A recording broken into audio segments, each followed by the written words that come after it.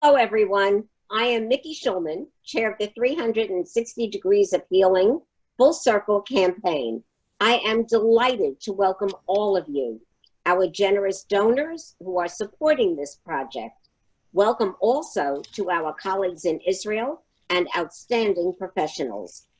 As you know, up until the outbreak in Israel of the COVID virus, construction on the iconic round building was moving along very well. Work was focused on strengthening the infrastructure and preparing the building for the additional 2 floors. Hadassah was so fortunate to have vacated space in the round building available so they could quickly pivot to a COVID hospital for critically ill patients. HMO became the central point in Israel for COVID and will continue to make beds available as needed. We can do it safely with minimum exposure as the work is below ground and on top of the building. We are pleased to report we have already raised $23 million towards our $91.2 million budget and have a number of 7-figure proposals, as well as others at every level, that are seriously being considered by donors and prospects. Since we have all been sheltering at home, it has given us the opportunity to become adept at Zoom. I would like to take just a moment to review a few of the Zoom tips for today. Everyone will be muted for the entire meeting, so there won't be distractions. Please use the chat box on your device to ask a question. We will try to get to as many as time permits, but should we run out of time, we will give the presenters the questions to respond to following the event. Please note, our experts cannot offer personal advice on an individual health matter. Arye, the slide for the leaders. We are very excited. Before I introduce our special guests, I would like to acknowledge and thank our outstanding leaders and staff, and to add a special welcome to our cabinet chairs. We are so fortunate today to have several very distinguished guests from Jerusalem who will speak about the round building, the construction, the departments and medical services that will reside in the building, as well as directly from the architect who designed it. We are very excited to premiere a short video created just for you with an update from Arthur Spector, renowned architect with the Jerusalem firm Spector-Amisar. Also featured from the firm is Miki Levy. Arye, please roll the video.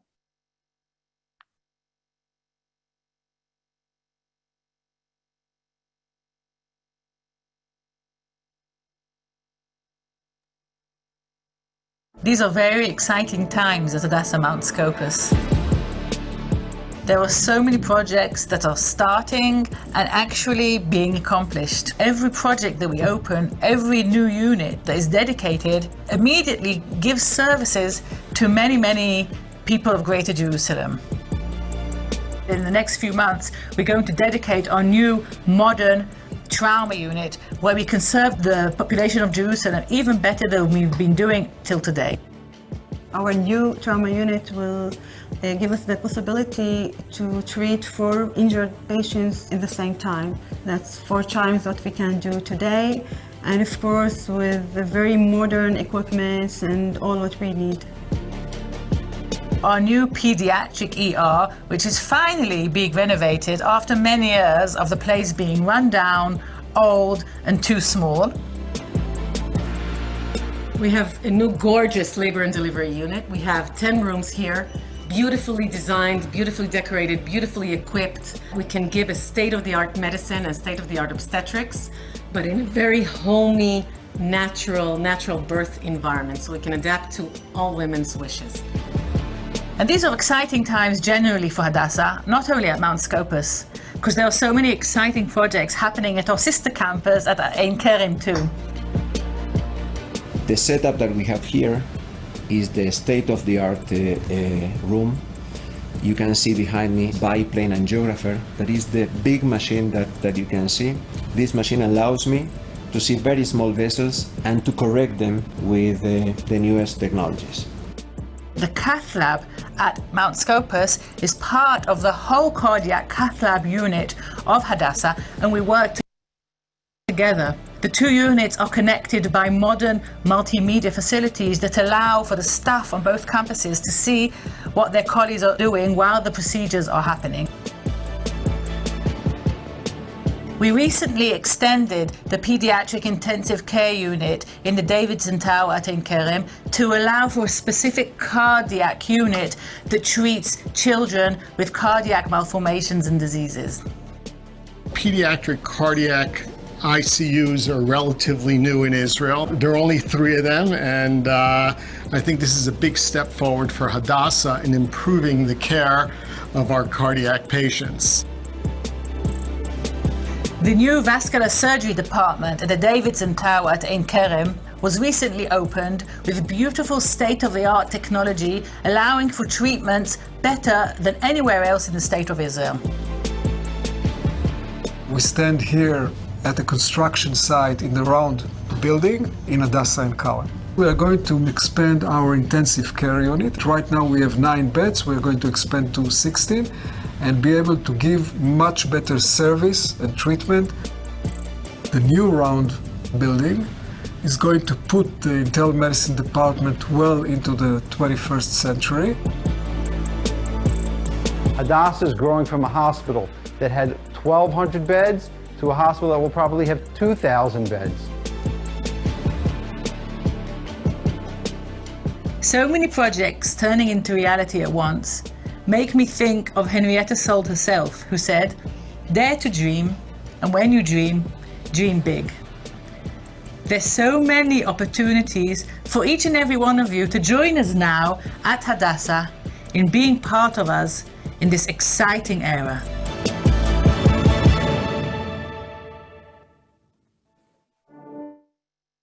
Hi, everybody. Actually, that video was supposed to be the second one that was supposed to be shown, but that was my mistake. So, Arye, I'm going to ask you to show the first video that we had planned, and then I'm going to talk a little bit about both of them in a second.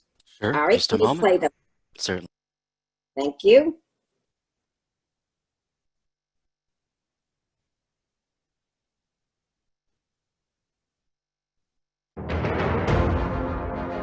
Not only in Jerusalem, but all through Israel. There's a real critical shortage at the moment of beds, inpatient beds. Hadassah provides, between its 2 hospitals, something like 65% of all critical care in a city that's getting close to 1 million people. The need is critical, and the opportunity to take an old building and bring it back into completely contemporary standards and provide room for another 250 to 300 beds is super important for the city. The building, which was planned and built over 70 years ago, was really an icon in the city. We had to update it, increase it, but keep the spirit of the old building. And the biggest challenge we had in this building was the structure, which was an old structure. We were increasing space, extended it out 1.5 meters, and what we eventually did is we strengthened the core of the building and then hung the outside of the building from above, which is quite unique. We're now standing in the first department to be opened in the round building. It's the dialysis center in Hadassah Ein Kerem. Well, the old dialysis department was quite small. It could only serve probably about 12 beds, which required many shifts. This new department in the first phase is going for 26 beds. Will be able to be expanded ultimately to 39 beds. The spacing is much better to help reduce infections. We will have 8 floors of inpatients, starting from the 2nd floor, going up to the 10th floor. We're adding 2 additional floors to the existing building. Every inpatient department has a number of treatment rooms, consultation rooms so family can sit with a doctor and talk quietly, nurse rooms, on-call facilities, staff rooms, clean laundry rooms, dirty utility rooms, all the things that inpatient floors have to have. All of these changes bring much more beautiful environments, much larger working spaces for the physicians, closer distances from the patients to where they're received, to where they have to be brought after the procedure. All of these things allow the treatment to happen in a faster way, a more pleasant way, and with overall much better health outcomes. The building is progressing quickly. Within the next month to two, we'll begin to deal with the interiors. We have an outstanding team of consultants working with us, infrastructure people, air conditioning, electrical, communications, all of the things that hospitals need. I think that the new round building is going to put the internal medicine department well into the 21st century, and this is what we are aiming for, and thank you very much for that. Hadassah is in my DNA. I come from a family in Boston that was heavily active in Hadassah, and now we have the opportunity of coming back to it. So for me, it's a personal note, and we're trying our best to do, really put all the energy and effort that's necessary to make this building really a state-of-the-art project.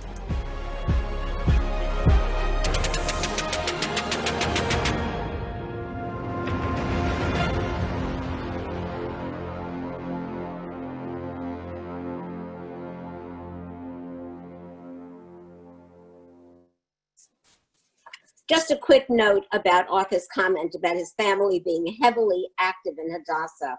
Arthur's mother, Dorothy Spector, was a member of the National Board of Hadassah and was a leader on a Hadassah mission to Israel in 1972, which was the first trip to Israel for my husband, Stephen, and I. So his family is certainly very special to us and very special to the Hadassah family.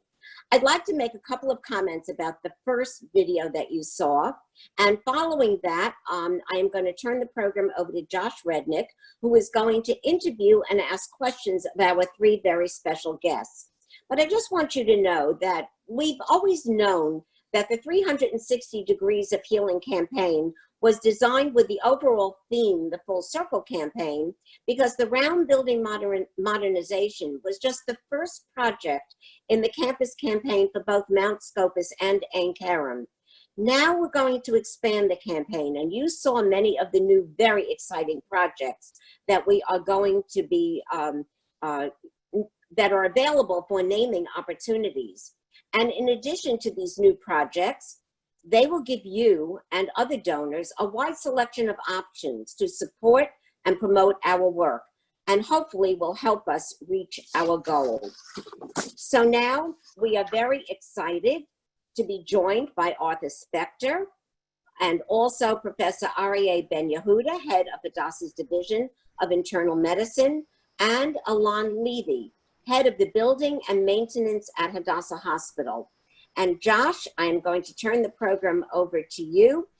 Josh is our Chief Development Officer, and he will interview and ask questions of our three very prominent guests. Should you have a question during the presentation, please type it in the chat box. Josh? Thanks, Miki, so much. And I want to extend my warmest welcomes, not only to all of our panelists today, and appreciation for their time and their hard work on this project and many other things, but also to everyone who took the time to join us today, volunteers, donors, members of Hadassah, key members of our staff, and much, much more. I've actually had the opportunity previously to spend a little bit of time with Ilan, with both Arthur and Moshe. I'm going to make sure that I take you guys off of mute so people can actually hear you when you respond to the questions that I raise. So Ilan, if you and Gidon could please unmute your line, thank you. And Professor Ben Yehuda, this is our first time to see each other and speak with each other, but we're very much looking forward to having your input today as well. Arthur and Moshe, I'm going to start with you, at least in part because of the segue that Miki offered us by sharing a little bit of the history, the unique history, Arthur, that you've had with our organization, yourself and your family. We've been able to see now a little bit of a sense of what the exterior of the renovated round building will look like. And I think a lot of the people who are participating today have a sense of what will change, the removal of the ductwork, the framing on the outside that will be hung, as you described quite uniquely, and more. I was wondering if you could share with the group some sense of what the inside will look like. I understand we have some very, very new renderings that perhaps Arye could put up, and you could take a quick moment to walk us through them. The only thing that I want to offer to all of our panelists today is that we do have 1 hour for this call, and there are a lot of questions that people have asked us to pass on to you. So in considering your answers, and I will tune into this myself, please do try and keep your responses as brief as possible, just so we make the best use of our time today. So Arthur, could you, and with Moshe, walk us through a little bit of what we should expect in the way of interiors? Well, okay. First of all, hello to everybody. Unique that we're having a meeting this way, but that's our life today. Very good. Can you hear me? Very well. Okay, good. Really what we want to do on the interior is architecture is something that has to not only solve the function of the project, but equally important, we have to deal with the environment, the way the building says hello to you, the way the building greets you, the way the building takes you through it. Rooms have to be really designed today. Inpatient rooms are designed with hospitality in mind. It's a very different thing than it was 25, 30 years ago. We have to take into account the opportunity of having families sleep over. I know in the United States, we only have single private rooms. In Israel, we have a lot of private rooms, but we also have semi-private rooms. But the secret, of course, is to give the dignity and the privacy to each patient when you do have 2 patients in a room. And that's what we've done. Everybody has a place where they can see television independently, have a family member stay over, and not disturb the other patient that's in the room. So we've tried very hard to open up the spaces. The views are unique from the windows, and we have large windows because we know now very clearly that environment and views can impact not only the psychological aspect of patients, but also the physiology of patients. Very important. Nurses' stations are no longer little alcoves and corridors. We've opened them up so they become rooms and a place where people can feel more comfortable, like that, for example. And the major challenge we had very quickly is this original building, which was done over 70 years ago, didn't have air conditioning. They had a small central courtyard. The courtyard was to bring air through it to cool the building. Today, of course, air conditioning systems are a large part and very sophisticated part of this building. We've used very green systems in the air conditioning systems, what we call chill beams, so that we've eliminated all kinds of potential for bacteria in the rooms. It's far more efficient. It uses less energy, less maintenance too. And we're using that system like we used in the Davidson Tower in this building. It was very important when we got rid of that corridor not to enter on the ends, because it was a round building. People used to enter on the end of the round building. The nurse station had no control over what went on, who came in and came out. Now we're entering in the central part, coming to that nurse's station that you saw a few moments ago, and then to one side or the other. But the spaces are more open, more friendly. We have a day room also that will overlook very good views.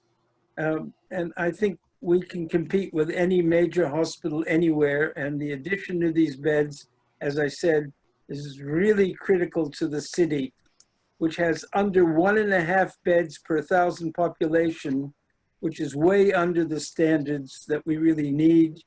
Places like Singapore have 13, 14 beds per 1,000. Europe is averaging 4.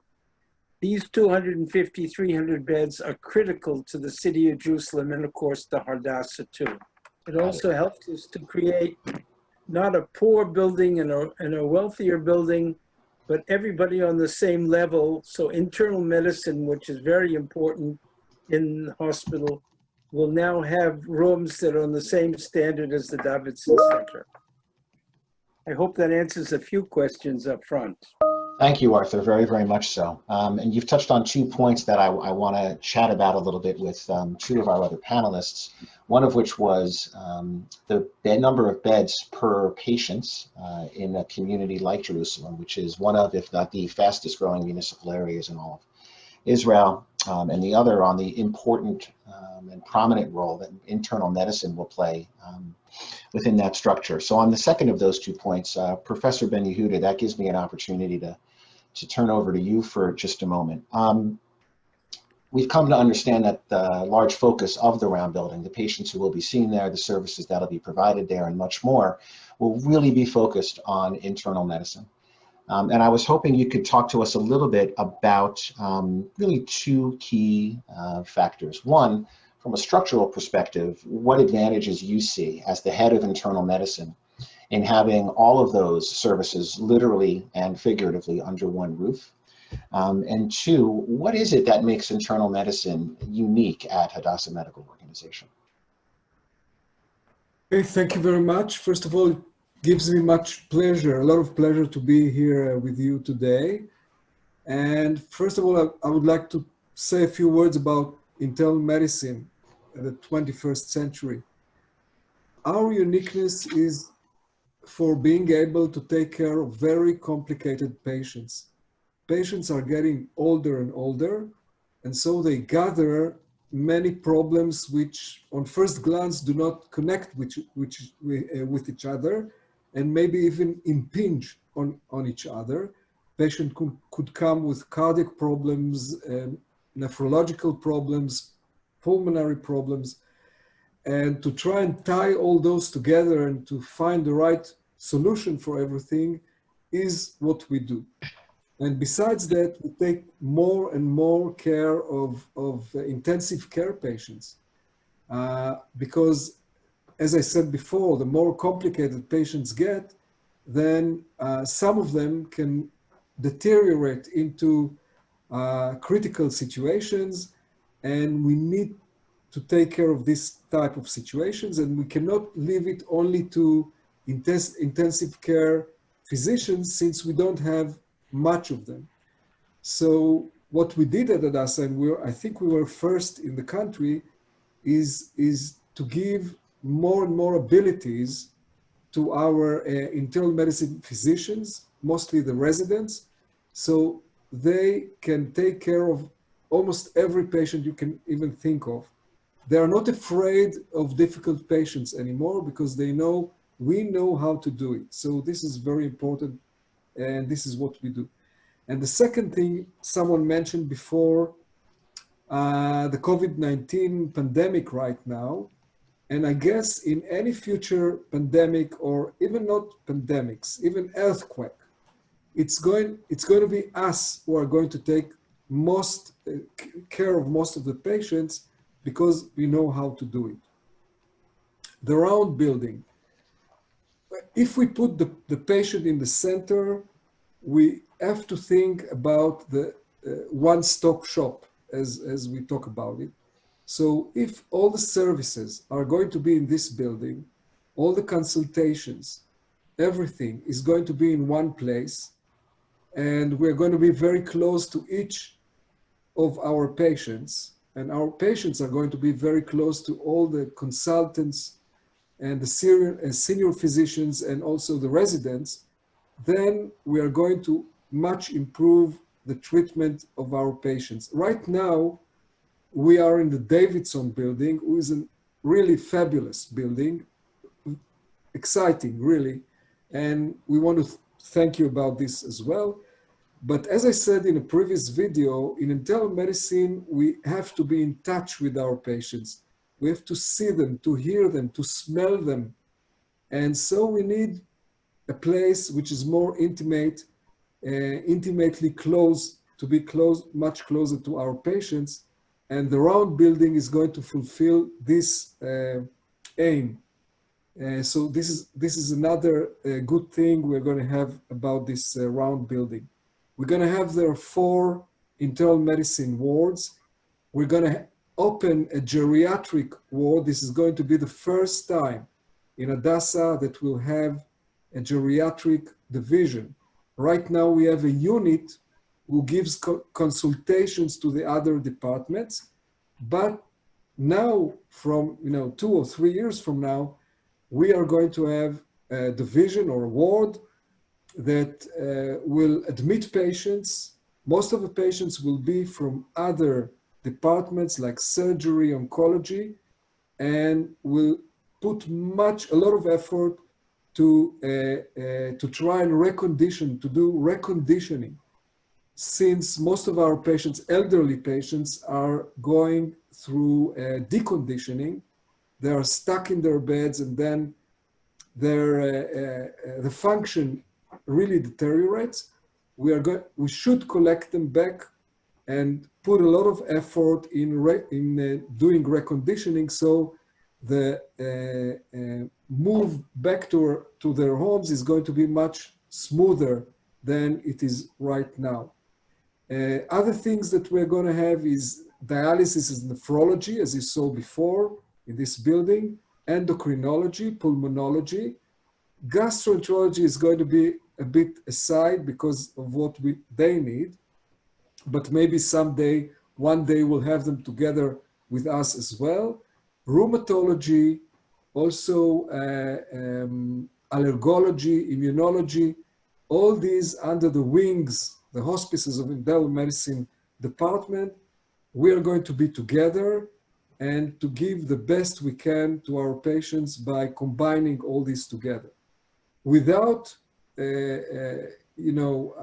also we have to take care of other patients in other places of the hospital. We're going to do this as well, but most of the patients are going to be in that round building.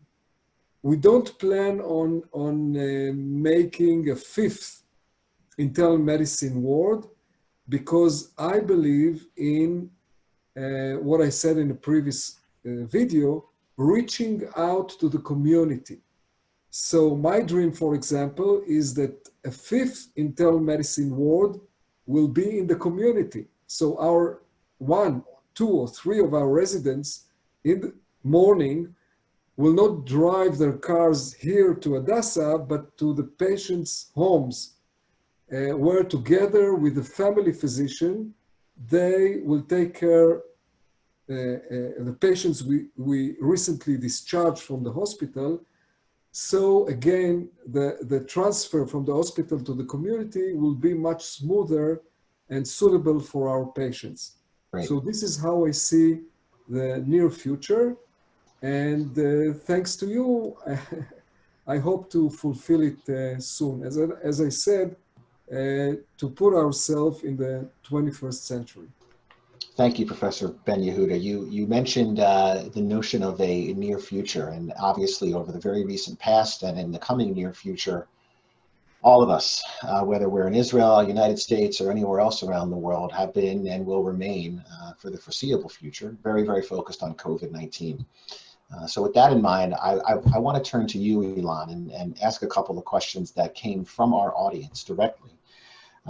All around how COVID-19 has impacted and will continue to impact Hadassah and the round building specifically. Now, I think everyone on this call knows that because the round building was emptied out, and Miki mentioned this earlier, we were able to create several treatment wards for COVID-19 within that facility. But the patient count had been going down, and the plan was to move away from that and begin to work again on the renovation progress. I was hoping you could talk to us a little bit from your perspective in building and maintenance management, how you perceive that the pandemic impacted the round building, and if it continues, if we're seeing a flare-up at the end of wave 1, maybe this is the beginning of wave 2, who knows, I certainly don't. How you anticipate it will continue to impact that particular building, but also the in-Kerem campus more broadly. Well, first of all, I'm really happy to be here to address this and take part in this very exciting project. This project is complex from many aspects, but COVID-19 is definitely the one that was unexpected, and called for a lot of out-of-the-box solutions, dealing with it and dealing with the impact on the building. The bottom line for today is that it hasn't had too much of an impact. I could say it adds up into like a month and a half or 2 months of delay, of a planned delay. But otherwise, we managed so far to live up to all the challenges coming from the COVID-19. But we're definitely looking into the future and taking this in mind and seeing that this could impact. If we have a flare of the second phase that gets out of hand and the numbers go up, we might be facing challenges that exceed the challenges that we managed to pass. But when we took this to the management, and we were thinking of the different solutions that we could provide. And one of them, in one of the movies you just saw, Professor Ben Yehuda speaking, I think in the background was the new internal D department that we were building in another building. And we intend that to be one of the corona units. We want to move them out of Building 9 in order not to affect the timeline of Building 9. Of course, if we'll need, it will all depend on the numbers of beds that we'll need. And one of our thoughts was to move some of the corona treatment to Mount Scopus.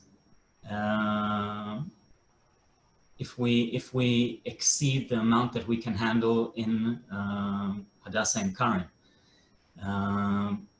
The thought behind that was mainly to try and keep Building 9 in its limits of the timeline that we planned. Otherwise, we deal with it like many others. Our planning sessions with the different Arthur Spector and the team of engineers sometimes go on just like this meeting by Zoom, each one sitting in their own office. Arthur Spector actually comes quite a lot to site, and we sit in my office, and we have the meetings from my office with the rest. But seeing as the work is on site and it's going on, there are a lot of things that we can't do in a remote control manner, and they inquire us on site. And so far, we've been managing that without too much of an impact. Understood. Thank you so much. Ilan, there are a couple of other questions that some of our participants have that I think you're best positioned to answer, but I'm going to come back to you in just a couple of minutes. So don't go anywhere. Arthur and Moshe, I do want to bring things back to you. One of the things that you described, Arthur, to use your exact language, is quite unique, is the way in which you hung the exterior framing of the building on the building itself. And I was hoping that you and or Moshe could expand upon what makes that so unique as sort of part one of the question. And part two, and we actually did receive this question from the audience because we've all seen some of the renderings of what the renovated facade would look like. What materials are you using to make the building what you described it to be for the future? More modern, more appealing, more visually interesting, and more beautiful. Well, first of all, the original building was really an icon in Jerusalem. It was, when it was done, it was the first round building to be done that serviced healthcare. And being it was one of the first in the country, it really was a landmark in Jerusalem. And it really was a challenge to be able to update the facades. In the meantime, over the years, ducts have been added on the outside of the building. And we had to add, because the rooms are pie-shaped rooms, meaning that the entrance to the room are less narrow than the rooms on the facade. But to make sure that we had more than enough room, we had to increase the rooms, as I mentioned before, 1.5 meters. To do that, to hang on to an existing structure, we had to find a way where we could get that extra 1.5 meters on an existing structure that really had reached its limits. So what we did, as I explained, is we strengthen the core, and from above we have large steel beams that go out, and from that we hang the actual additional areas on the building to arrive at inpatient rooms that are really up to the standards of the 21st century. One has to remember that the building today, when it was functioning not long ago, had 4 and 5 patients in a room, and within an area that was really substandard, we had close to 40 patients. Today, we will have completely contemporary standards, quite large rooms for 2, and even very large rooms for singular patients. I can only say that it really was a challenge to convert that original icon, and the city was also very concerned with how we would do that, to save some of the spirit of the original building that was so important in Jerusalem, and yet make it a fully contemporary building. We used a lot of glass, so we get a maximum amount of exposure to the views, and also to create an image that it really is an up-to-date, contemporary, state-of-the-art building. Thank you, Arthur. I do want to just add one more sentence. Sure, please. Architecture really is a marriage between the art of the dream and the art of the real. So if you don't dream a big dream, then it's not going to be an inventive, correct solution. In this case, Hadassah provided the real and the dream. But the dream of the architecture really is something that you have to start with. Without that, you can't produce architecture. You have to have both. And for that, we have enormous debt to Hadassah. Thank you, Arthur. Powerful words. Professor Ben Yehuda, if you could unmute yourself, I do want to bring a couple of questions back your way. We talk a fair amount with our supporters and with our members and people who are introducing to our organization about the unique intersection between clinical care and research at Hadassah's hospitals. And I was just sort of curious if you could expand a little bit upon whether there will be patients being seen in internal medicine departments inside the renovated Brown building who would be participating in clinical trials or other kinds of research that are underway, being conducted by Hadassah doctors. Talk to us a little bit about how that intersection, what it looks like, how it functions, and the degree to which, given the role that you play, the important role that you play, you might see some of that work potentially expanding or playing out down the road once the renovated Brown building is reopened. So you were referring to clinical work and research? Correct. And the way we combine them. Okay, we do have a lot of research going on, and it is, you know, for a long time we are known for doing it. And we have several foci of excellence in that sense.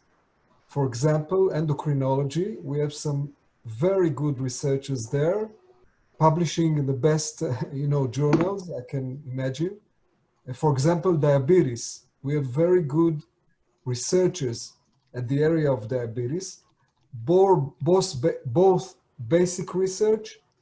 For example, Professor Gil Leibovich is conducting that, and also the head of endocrinology, Professor Rivka Polak, and a lot of clinical research going on by Dr. Ofri Mosenson. So from time to time, you could see an article by Ofri Mosenson in the New England Journal of Medicine or Lancet, which are the best clinical journals, dealing with the newest treatments that we can have in diabetes. So all of this is our. Besides that, we have other foci, for example, pulmonology. Maybe I'm not going to mention names, but we have the researchers that do excellent work about lung cancer and immunology, and also asthma, and also published in the best journals as well. We have in gastroenterology a clinician, a young clinician, who is doing excellent work in colon cancer. And in the lab is not her lab, but she's one of our advantages here at Hadassah is the fact that we have a medical school next to us. So this is really one of the virtues of this place, is the way we collaborate with basic researchers who are next to us, and we built a lot of collaborations, very good collaborations who really work.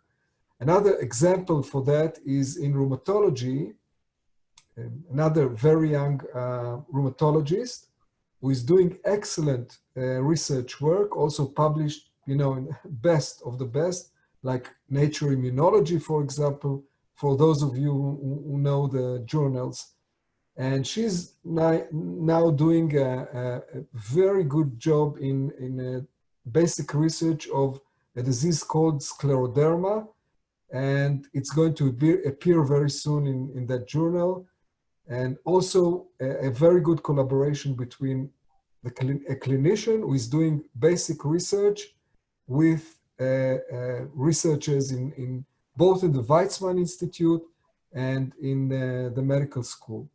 And there are more and more in various areas. We do really, the physician researcher who is vanishing around the world, we have to keep them like this because they are those who are going to find the next medicine maybe, because if you go too much into basic research, you get distanced from patients, and it's not going to be very realized, as Arthur said before.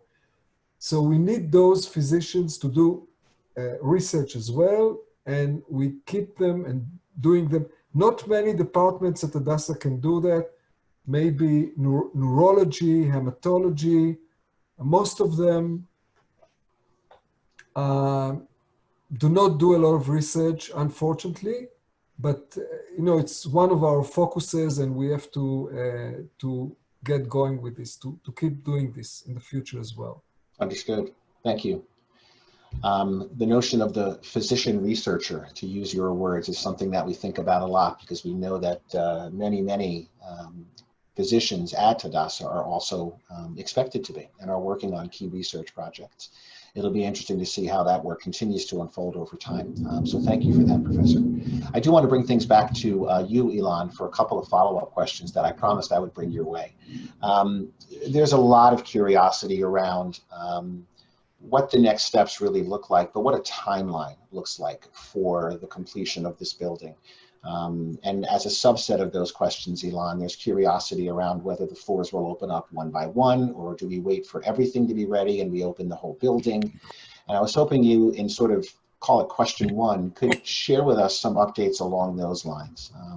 What it's going to look like to reopen and what a timeline for reopening would be. The second set of questions, there's a fair amount of curiosity around the light rail system. And for any of us who have had the opportunity and pleasure to visit Hadassah Ein Kerem over the last couple of years, we have watched the slow but steady progress of that light rail station out from central Jerusalem and closer to the station that will eventually be at Ein Kerem. And I wanted to see if you have any sense of timeline on that project as well, because we know there's a key linkage between the opening of that light rail and the ability to bring staff and patients and other people to and from our Ein Kerem campus, particularly once the round building is opened. So please. Yeah, I'll start from the light rail, and then we'll go on to the timeline of our building. The light rail is definitely one of the most important commuting projects for Hadassah, from Hadassah's point of view. And it's going to solve a lot of problems that we have with parking and with commuting, the amount of people that we want to and that we can see to in a way that turns Hadassah approachable. As we see it, and I'm not sure exactly what the impact of the COVID-19 was on the light rail, But as we see it, we should be pretty much in the same kind of timeline. We're going to be finishing our building towards the end of 2022, and most of the departments, and some of them will go into 2023. But as you see on the slide, the light rail was supposed to finish in 2022, and I think it's going to be exceeding into 2023 before they open, and that would match up with what with the end of our building process. There's still we still have the second wave of COVID-19 in front of us, and we're not sure about the impact, but that's the plan at the moment. Talking about our timeline, this timeline that you see here reflects a lot of the challenges that we had to face and cope with in this project. I'd say that this project by far is the most complex project that I've dealt with. And I think in the whole of Jerusalem at the moment, out of the buildings that are going up in Jerusalem, this is definitely one of the 5 most complex projects.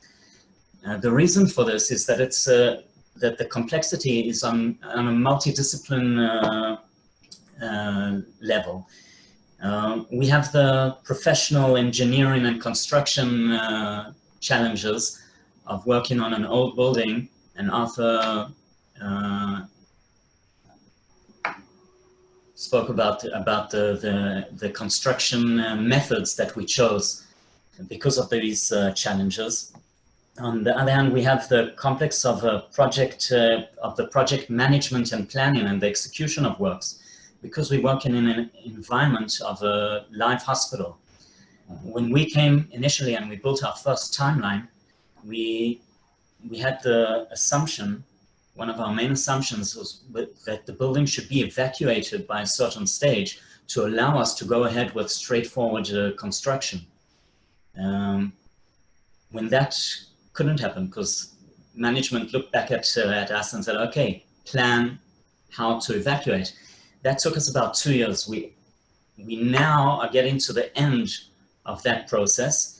On the first movie that was shown, you could see the dialysis unit that is at the end stage. It's going to be, we're going to hand it over in about a week or 2 weeks. That could start activating. We have a internal medicine unit that we completing, and in like next week. And those are the last 2 main units that had to be evacuated. But on the other hand, instead of getting an evacuated building like we planned by this time, we've still got corona units in this building on floor 7 and on floor 4. And that still leaves us with a complexity that it does affect the timeline to a certain extent. I'll just give one example of how that can affect. At the moment, we're doing the main infrastructure of the building. That consists also of redirecting sewage lines. In an evacuated building, that shouldn't be a problem. In a live building that has corona units in it, that's a whole complexity that has to be dealt with. So we use the infection control team and get specialists on to see what are the precautions that we have to take in order to do that, and coordinate it with the units that are still in the building. Otherwise, we just have the usual complexity of building in a building that is still used. All the lift system is still demanded by patients, and and we can't shut down some of the lifts in order to build the shafts higher. We need to rise them for the next 2 floors. So all of that has to be coordinated, and it has a certain effect. Our main aim in the project management is to try and do simultaneous tasks. And having simultaneous tasks allows us, when we get stuck on the one stage, because it's more coordination and more complexity for the hospital life, we try to leave the patient in the center and to affect the least as possible. So it's, that affects the material delivery, the trash, taking out the trash from the building, and etc. etc. Getting back to our timeline. We hope to finish the shell and all the construction works, the main construction works and infrastructure during the next year of 2021. And at the moment, we're in the stage of detailed design of all the units that are going to be inhabiting this building, so that we can meet the timeline of starting the building during 2021, so we can complete them by the end of 2022. Except for the one that you see on the bottom, hematology and oncology, which is going to take 2 phases. It's going to be placed on one of the floors that's going to be completed first, because they have a great need, and then we're going to move it. We're going to relocate it to the floor on 2nd floor, which we see is going to take more time until we get there with the construction. Understood. Thank you, Ilan. I want to thank all of our panelists for participating and for your input, and most importantly, for your hard work on this project. Professor Ben Yehuda, Moshe, Arthur, Ilan, we really appreciate the time you've taken, and again, the work you've invested in getting us this far. We're looking forward to seeing progress over the coming months and years. With all that said, Miki, I'm going to turn things back to you. Thank you, Josh. And I would like to add my thanks to all of our outstanding presenters, and to you, Josh, as well. You really have given us tremendous insight and information regarding this very, very important project. We are so pleased that you all joined us today for this fabulous update. I hope that you feel as proud as I do about the incredible work our talented professionals perform each and every day. Through your generous support, we will be giving the people of Jerusalem and Israel a magnificent new hospital tower and sophisticated medical services, which is phase 1, and also a number of critically needed projects, which, as you heard, is going to be and is currently phase 2. If you or someone you know could be interested in one of these new projects, or in additional support to the Brown Building, or would like more information, please contact me. I hope that you will tell your friends and colleagues and families about this amazing project and all of the amazing projects that HMO is currently undertaking, and bring them into our circle of healing. I thank you so much for your incredible support. It's about compassion. It's about healing. It's about life. And I thank you so much for all that you do. Lehitraot, and stay well. Thank you so much, everybody.